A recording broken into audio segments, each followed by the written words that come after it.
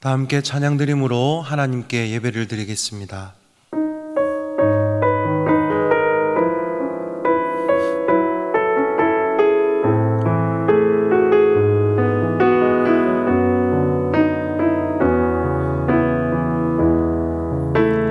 이 세상을 살아가는 동안에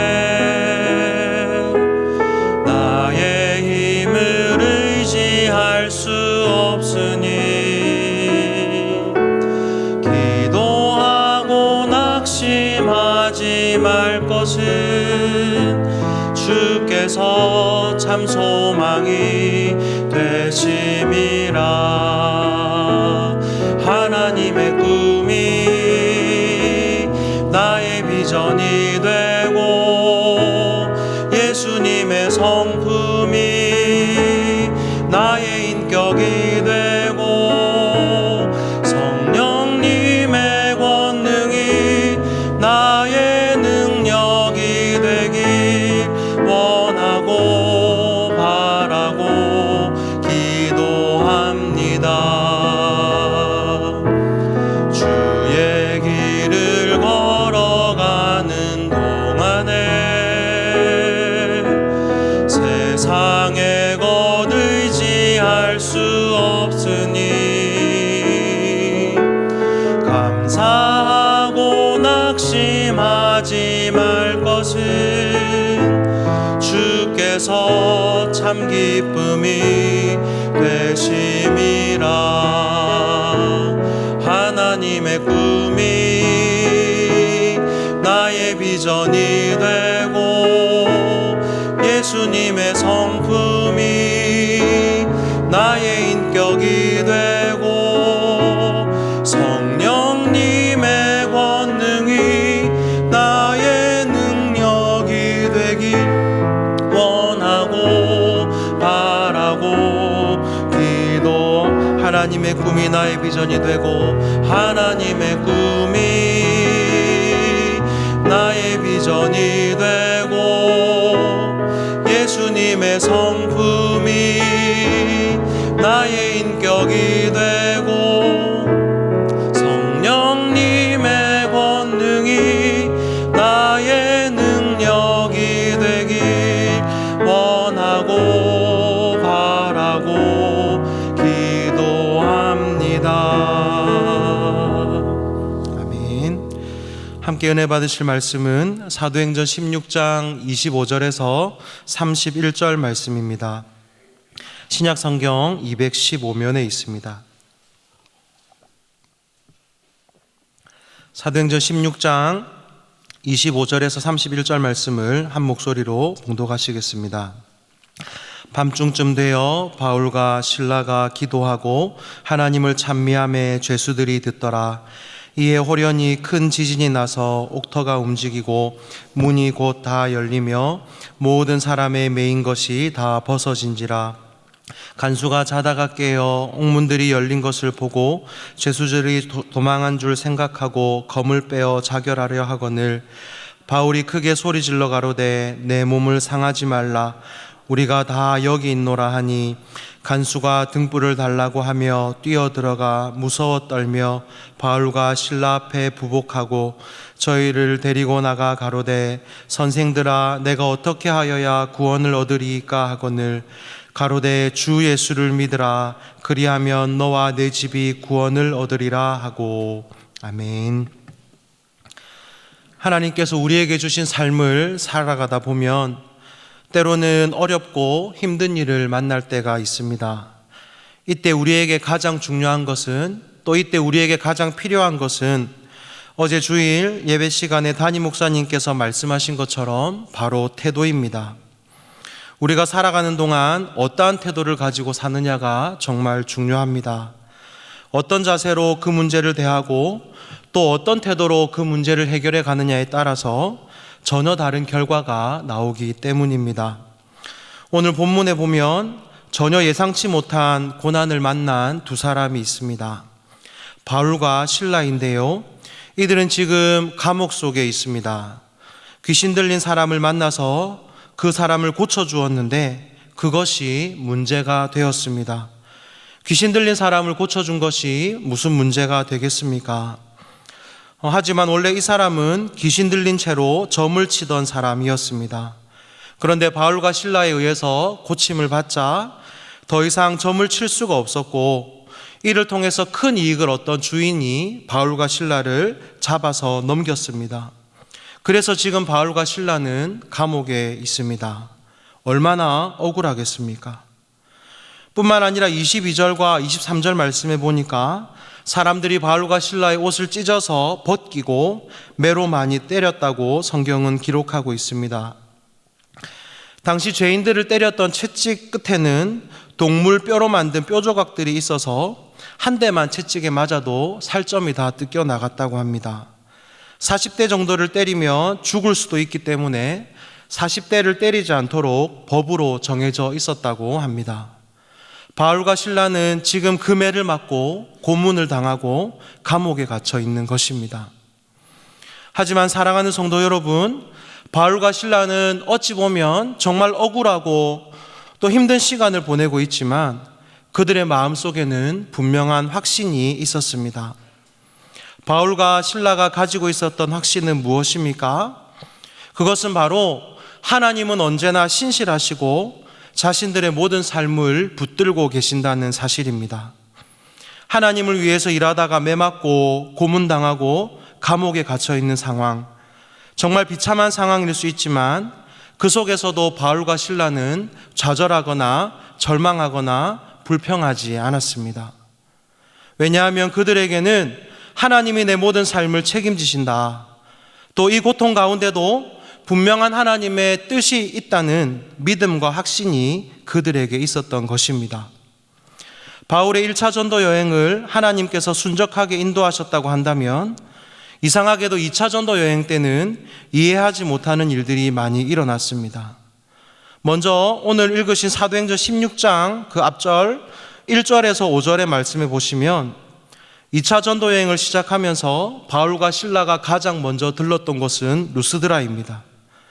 루스드라는 1차 여행 때 바울이 돌에 얼마나 맞았던지 그곳 사람들조차도 바울을 죽은 줄 알고 내어버렸던 곳이 바로 루스드라입니다. 이 루스드라에 들어가면서 바울은 두려웠을지도 모릅니다. 하지만 막상 그곳에 가보니 생각하지도 못했던 일이 생겨났습니다. 그렇게 자신을 때리고 박해했던 그곳에 교회가 세워져 있었던 것입니다. 뿐만 아니라 하나님은 그곳에 디모데라고 하는 평생의 믿음의 동력자를 예비해 놓으셨던 것입니다. 다시 찾은 루스드라에서 바울은 정말 큰 은혜와 감격을 경험했습니다. 이런 모습을 보며 아마 바울은 이렇게 기도했을 것입니다. 하나님, 하나님의 이름을 찬양합니다. 정말 저의 생각과 하나님의 뜻은 다름을 고백합니다. 하나님, 저는 루스드라 사역이 실패했다고 생각했는데 하나님은 이곳에 믿는 사람들도 세워주시고 뿐만 아니라 교회를 세우셨습니다. 하나님, 하나님의 이름을 찬양합니다. 그리고 하나님을 신뢰합니다.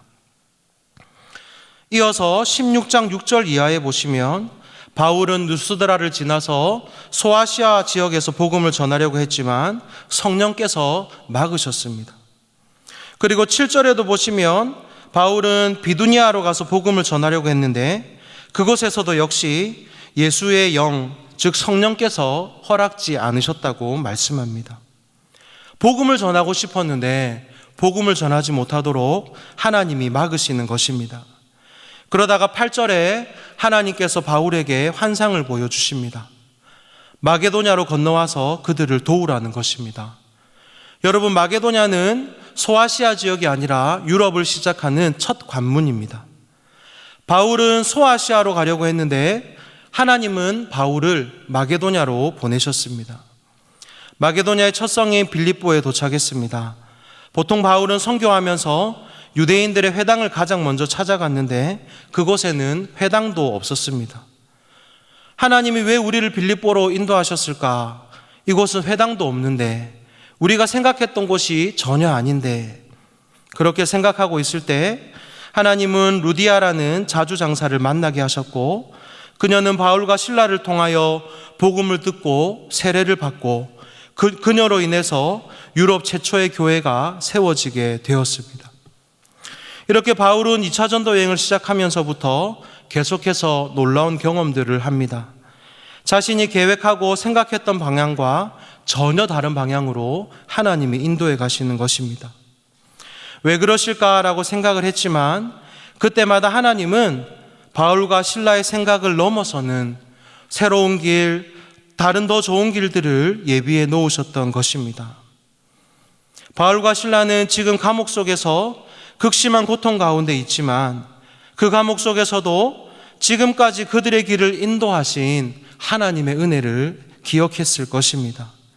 뿐만 아니라 지금 감옥 가운데 있는 이 상황을 만나게 하신 분명한 하나님의 뜻과 하나님의 계획하심이 있음을 바라보고 믿음으로 소망을 가졌을 것입니다. 그래서 바울과 실라는 감옥 속에서도 하나님께서 원하시는 태도, 하나님께서 기뻐하시는 태도를 가질 수가 있었습니다. 그러면 바울과 실라가 가지고 있었던 태도는 무엇입니까? 그것은 바로 그들이 지금 감옥 속에 있는 것에 대해서 불평하거나 원망하는 것이 아니라 신실하신 하나님께 기도하며 오히려 불평이 아닌 하나님을 찬양했다는 것입니다. 우리 사도행전 16장 25절 말씀을 함께 읽겠습니다. 밤중쯤 되어 바울과 실라가 기도하고 하나님을 찬미하매 죄수들이 듣더라. 사랑하는 성도 여러분, 하나님은 언제나 선하시며 나에게 가장 좋은 것을 주시는 분이심을 우리가 믿을 때 감옥 가운데서도 하나님을 찬양하게 되는 줄 믿습니다. 이 선하신 하나님, 나에게 가장 좋은 것으로 채워주시는 하나님을 바라보고 붙드시는 저와 여러분이 되시기를 간절히 소망합니다. 기도하고 찬양하는 가운데 큰 지진이 일어나더니 옥문이 열렸습니다. 그들의 발에 채워졌던 착고도 풀렸습니다. 이 상황을 지켜보던 간수들은 자신들이 죽었다고 생각하며 자결하려 했고, 그때 바울과 실라는 그 간수에게 복음을 전합니다. 사도행전 16장 31절과 32절 말씀을 함께 읽겠습니다. 가로되 주 예수를 믿으라. 그리하면 너와 내 집이 구원을 얻으리라 하고 주의 말씀을 그 사람과 그 집에 있는 모든 사람에게 전하니라. 우리 34절 말씀도 함께 읽겠습니다. 저희를 데리고 자기 집에 올라가서 음식을 차려주고 저와 온 집이 하나님을 믿음으로 크게 기뻐하니라. 아멘. 바울과 실라는 그들이 왜 감옥에 가야 했는지, 또 왜 그런 고통을 당해야 했는지 많은 의문이 들었을 것입니다. 그러나 하나님은 분명한 하나님의 계획과 하나님의 뜻을 가지고 계셨습니다. 비록 바울과 실라는 힘든 상황을 만났지만 하나님께 기도하며 하나님을 찬양했고 하나님을 신뢰했습니다. 하나님은 그런 바울과 실라를 사용하셔서 감옥을 지키던 간수와 그의 모든 가족이 예수님을 믿게 되는 구원의 은혜와 기적을 베풀어 주신 줄 믿습니다. 사랑하는 성도 여러분, 혹시 고난의 긴 터널, 끝이 보이지 않는 고통의 긴 터널을 지나고 계신 분이 있으시다면 바울과 실라가 가졌던 이 믿음을 소유하게 되시기를 간절히 소망합니다. 고난 중에도 분명한 하나님의 뜻이 있는 줄 믿습니다. 고난 중에도 분명한 하나님의 계획이 있는 줄 믿습니다. 하나님은 가장 선하시며 늘 우리와 함께 하시고 우리 삶의 가장 좋은 것으로 채워주시는 줄 믿습니다. 그러므로 지금 고난과 고통, 풀리지 않는 삶의 문제를 가지고 계신 분이 계시다면 그것으로 하나님께 기도하시고 그 일로 통하여 하나님을 찬양할 수 있게 되시기를 예수님의 이름으로 축복합니다. 그렇게 할 때에 하나님은 우리가 생각하지도 못했던 놀라운 은혜와 능력을 베풀어 주시고 우리 삶 가운데 가장 좋은 것으로 응답해 주실 줄 믿습니다. 이 하나님을 붙드시고 날마다 승리하시기를 우리 주님 예수님의 이름으로 축복합니다. 우리 다 함께 기도문을 읽고 기도하시겠습니다. 하나님 아버지, 우리에게 찾아오는 모든 일에는 분명한 하나님의 뜻과 계획하심이 있는 줄 믿습니다. 신실하신 하나님과 우리에게 가장 좋은 것 주시는 하나님을 신뢰하고 바라볼 수 있는 믿음을 우리에게 주옵소서. 날마다 하나님을 신뢰하는 믿음으로 승리하게 하여 주옵소서. 우리 함께 기도하시겠습니다. 하나님 아버지 감사합니다. 바울과 실라가 감옥 속에서도 하나님께 기도하고 찬양하였던 것을 기억합니다. 신실하신 하나님을 신뢰하고 믿음으로 하나님을 바라보았던 것을 기억합니다. 하나님, 우리에게 은혜를 더하여 주옵소서. 우리에게 이러한 믿음을 더하여 주옵소서. 고난과 역경이 우리 가운데 다가온다 할지라도 하나님을 찬양하고 하나님께 기도하고 신실하신 하나님을 바라보는 믿음을 우리 가운데 허락하여 주셔서 하나님, 혹여나 고난의 시간들을 지나가고 있다면 하나님 능히 믿음으로 이겨낼 수 있는 은혜를 우리 가운데 허락하여 주옵소서. 하나님께서 도우시고 하나님께서 은혜를 베풀어 주옵소서.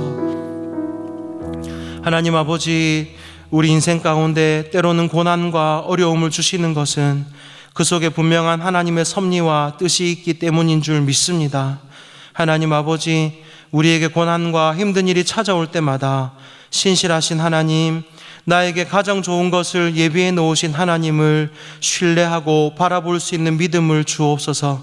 매일의 삶 가운데 하나님을 신뢰하며 살아갈 수 있도록 은혜를 더하여 주옵소서. 살아계신 예수님의 이름으로 기도하옵나이다. 아멘. 계속해서 담임 목사님과 교회 그리고 나라와 민족 선교사님을 위해 기도해 주시고 예배를 마무리해 주시기 바랍니다.